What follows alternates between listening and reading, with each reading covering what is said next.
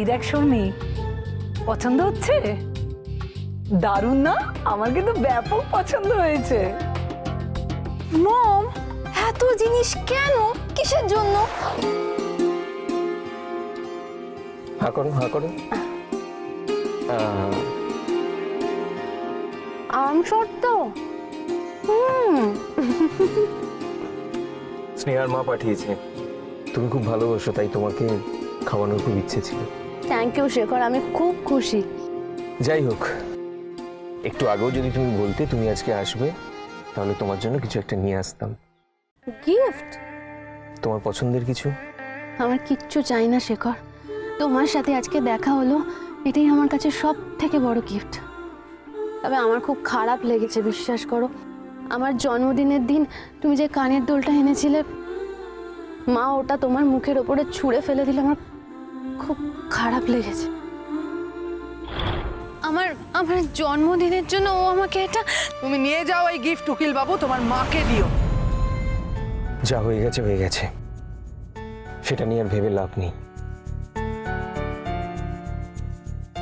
তবে এবার তোমাকে আমি এমন একটা গিফট দেব যেটা শুধু আমাদের মধ্যেই থাকবে, আর কেউ জানতে পারবে না।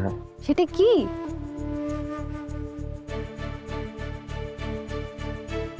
শেখর,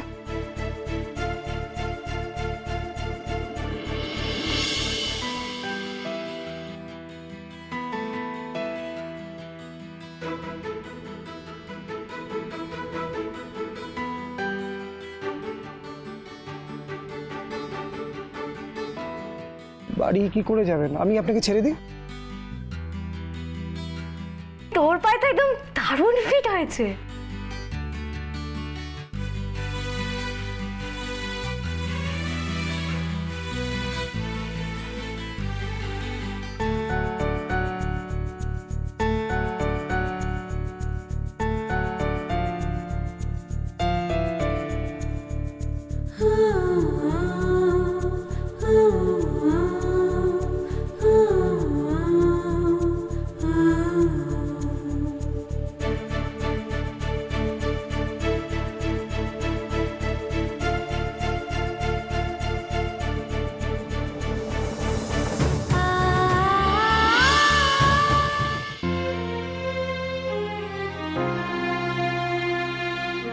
এই তো, এটাই তো চাই। এরম ভাবেই মাঝে মাঝে নিজেকে আয়নায় দেখবি, দেখবি তোকে কতটা সুইট, কতটা সুন্দর দেখতে। কালকের ঘটনাটার পর না তোর দিকে আর তাকাতে পারছিলাম না, জানিস তো। খুব কষ্ট পেয়েছিস না তুই? আর তুই কষ্ট পেয়েছিস সেই জন্য আমিও খুব কষ্ট পেয়েছি। আমি আর ভাবছি না ওসব নিয়ে, ঠিক আছে? সে তুই নাই ভাবতে পারিস, কিন্তু খারাপ লাগা তো খারাপ লাগে, তাই না? আর একটা কথা কি বলতো, আমার কি মনে হয় মেজদি ভাই যা বলছে একদম ঠিক বলছে। কি বলছে?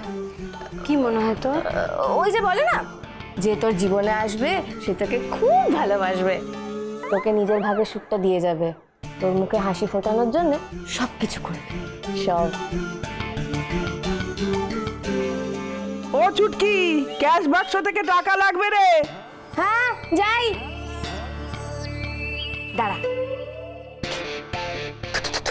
নজর না লাগে।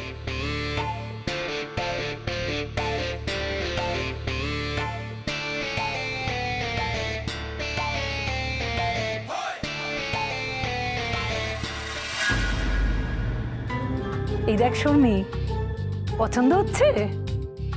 দারুণ না? আমার কিন্তু ব্যাপক পছন্দ হয়েছে। মম, এত জিনিস কেন? কিসের জন্য? আরে এগুলো তো সব ওই দুর্গার বাড়ির জন্য কিনেছি।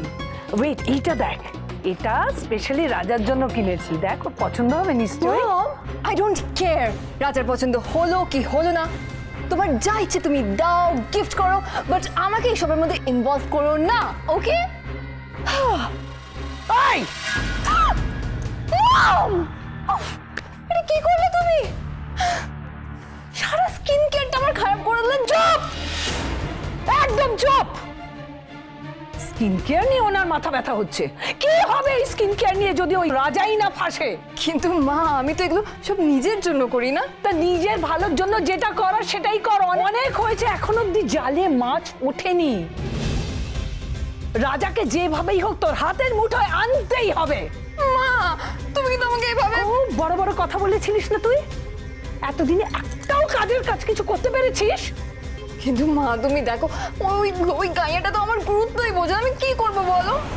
তো সেটাই কর যেটাতে তোকে ও পাত্তা দেয়, তোর গুরুত্ব দেয়।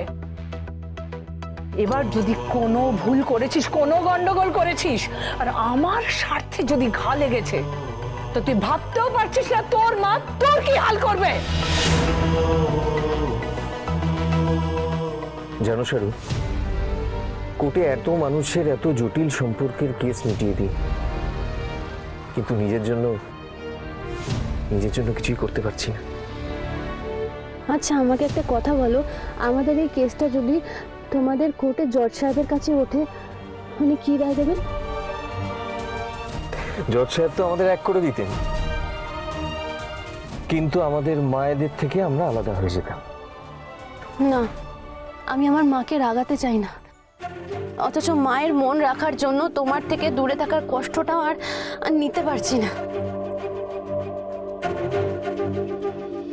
মাঝে মাঝে মনে হয় যেন সারদা, সেদিন তোমার পা ধরে ক্ষমাটা চেয়ে নিলেই বোধহয় ব্যাপারটা মিটে যেত, কিন্তু আমি না শেখর, সেদিন তুমি তোমার সাধ্য মতন অনেকটা করেছো, আর না।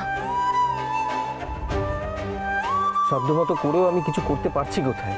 কিছু সলভ করতে পারছি না। আর পারছি না একটাই কারণে, কারণ আমরা দুজনেই আমাদের মাদের ভালোবাসি।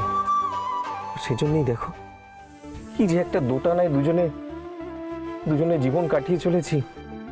আচ্ছা শেখর, যদি কোনোদিনও এরকম দিন আসে যেখানে একদিকে আমরা একদিকে আমাদের মায়েরা, দুজনের মধ্যে একজনকে বেছে নিতে হয়, তখন? না, এটা আমি কখনোই হতে দেব না। হয়তো একটু দেরি হতে পারে, কিন্তু আমি সব ঠিক করবই। তোমায় শুধু একটু অপেক্ষা করতে হবে। তুমি একটু অপেক্ষা করতে পারবে না? পারবো তো। কত মানুষ বছরের পর বছর অপেক্ষা করে ডিভোর্স পাওয়ার জন্য। আমি তো তোমার সাথে থাকতে চাই, অপেক্ষা করতে পারবো না তোমার জন্য? নিশ্চয়ই পারবো। কি মা? ভাই ফোন করেছে, বাড়িতে বলে এসেছে গোপালের জামা কাপড় কিনতে যাচ্ছে। আমি ফোনটা ধরি। হ্যালো, হ্যাঁ রে ভাই। হ্যাঁ ভাই, আমার হয়ে গেছে, আমি এক্ষুনি আসছি। যেতে হবে? আজ আমি আসছি, আবার দেখা হবে তোমার সাথে খুব তাড়াতাড়ি, কেমন? আসছি। বেশ, অপেক্ষায় থাকবো। ঠিক আছে, যাও, সাবধানে যেও। হ্যাঁ, তুমিও সাবধানে ফিরো।